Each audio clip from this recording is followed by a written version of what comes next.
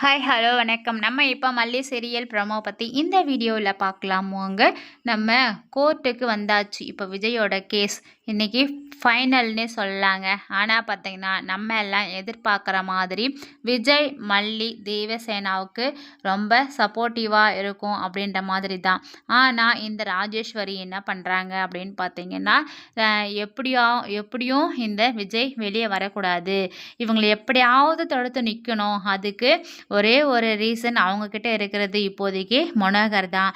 அதனால் மனோகரை நம்ம போக விடாமல் தடுக்கணும் அப்படின்ற மாதிரி சொல்கிறாங்க. ஸோ அதுக்காக தான் ரஞ்சிதா கிட்ட எல்லா உண்மையும் சொல்லிட்டு இருக்காங்க ராஜேஸ்வரி. என்ன அப்படின்னா, அதாவது இன்றைக்கி விஜயோட கேஸ் வந்து கோர்ட்டுக்கு வரப்போகுது.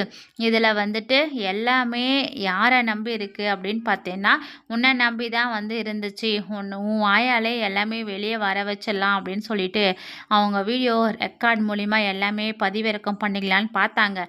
ஆனால் பார்த்தீங்கன்னா அதுக்குள்ளே நான் கண்டுபிடிச்சி வந்ததுனால நம்ம தப்பிச்சோம். அப்படி இல்லைன்னா நம்ம எல்லாருமே மாட்டியிருப்போம் அப்படின்ற மாதிரி சொல்லிட்டு, ஸோ இப்போ எல்லாமே உங்கள் அப்பா தான், உங்கள் அப்பாவை வச்சு தான் விஜயை வெளியே கொண்டு வர போகிறாங்க. இதுதான் நடந்துக்கிட்டு இருக்கு.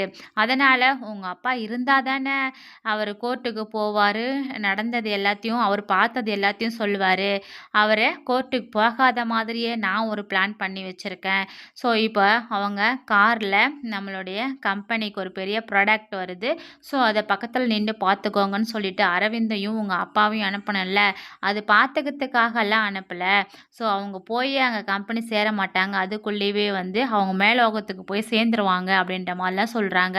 இதை கேட்ட நம்ம ரஞ்சிதாவுக்கு ஒரே பயம், என்னடா இது அப்படின்ற மாதிரி சொல்லிட்டு, கூட அரவிந்தும் இருக்கார், அப்பா கூட என்ன நடக்க போதோ தெரியலையேன்னு சொல்லிட்டு தான் ரஞ்சிதா ஒரு பக்கம் பயப்படுறாங்க.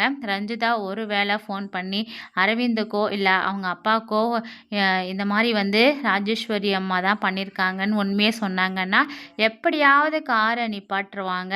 என்ன பண்ண போகிறாங்கன்னு பார்க்கலாம்.